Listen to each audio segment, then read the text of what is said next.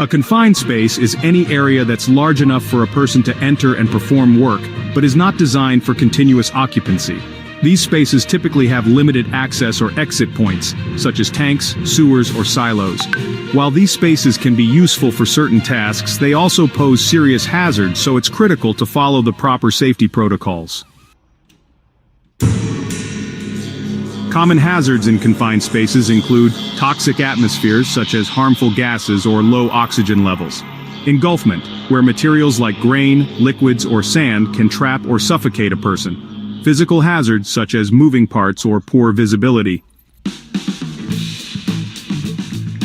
Before entering a confined space, a thorough hazard assessment must be performed.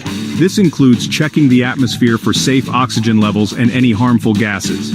If the space presents any risks, a permit-required confined space entry permit should be completed. This ensures all necessary precautions are in place before anyone enters. Next, atmospheric testing is crucial. Air quality must be tested to ensure it is safe for breathing. The air should be monitored both before and during entry to confirm there are no dangerous levels of gases.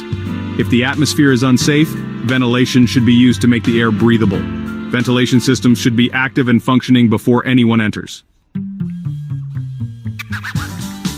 Wear the proper personal protective equipment, or PPE.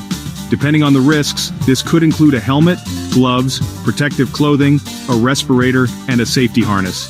PPE is necessary to protect against physical hazards and poor air quality, and it can help prevent serious injuries. Communication is key. Establish clear lines of communication between workers inside the confined space and an attendant outside the space. The attendant's job is to monitor the work, keep in contact with the workers, and alert rescue teams if anything goes wrong. Always have a reliable communication system in place, such as radios, to maintain constant contact. An emergency rescue plan must always be in place. This plan should be practiced regularly to ensure that if a worker is in distress, the rescue team can respond immediately. The team should be properly trained and equipped for the situation.